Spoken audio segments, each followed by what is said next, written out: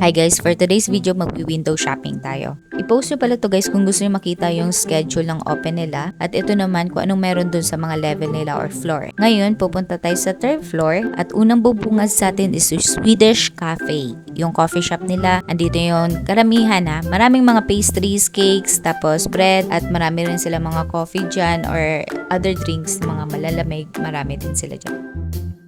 Ito yung area na pwede kayong tumambay or kumain.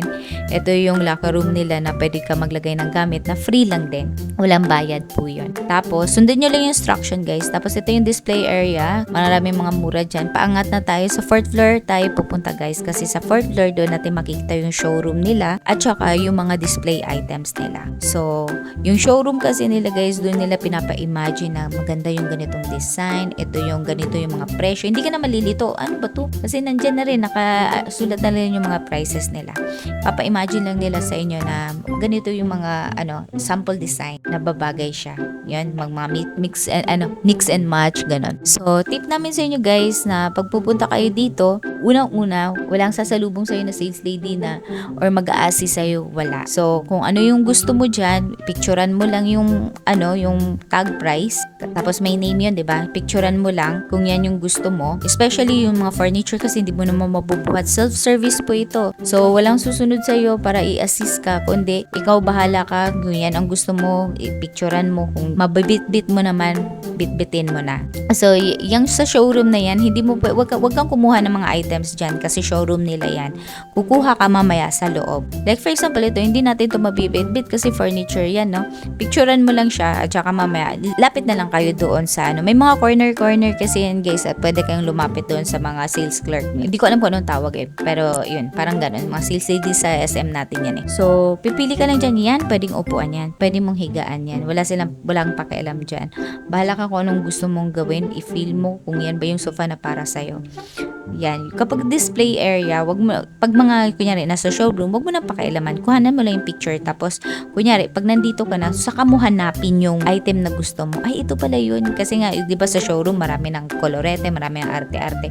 Pero pag nandiyan na sa display area, mafe-feel mo, kapag siya lang mag-isa, ito pala, mas hindi ko pala gusto ko pala to, ganun. So, ano ba yung mga tip ko sa inyo? Di porkat walang nagbabantay, guys. Ibig sabihin, wala na nakakakita sa inyo. Kasi nga, merong incident dati, nasa coffee shop kami nun, dun sa cafe nila. Merong hinuli eh. Ayaw talaga palabasin. Kahit nagpipiglas na, ayaw talaga palabasin. Pero yung lalaki na yun, formado. Alam mo, may kaya ang dating eh. Yung ganun. Pero bakit kaya hindi siya pinalabas? Hindi naman alam yung whole story, pero parang haka-haka lang. Nag-speculate lang na baka gustong magnakaw or yung parang, alam mo, trip-trip lang. Tapos, yun, hindi talaga siya pinaalis guys. Kahit parang nagsasorry siya, ganyan. Wala, hindi siya pinaalis. Kaya never ever nagagawin yung mag-trip dyan kasi ang daming CCTV dyan. Wala nga silang taong nakaikot-ikot pero nakakaya pagka may lumapit sa yung mga guard. Daming CCTV dyan. Yan yung mga area. Basta dyan, sa 4th floor lang po yan. Lahat na nakikita natin kung ano man yan. Sa 4th floor lang lahat yan guys. Mapasalamin. Yan, meron silang pa-kitchen, papunta sa, kumbaga decor pang kitchen, pang office, pang upuan. Diyan kami napunta sa mga upuan at saka lamesa kasi gusto kasi bumili nung kasama ko.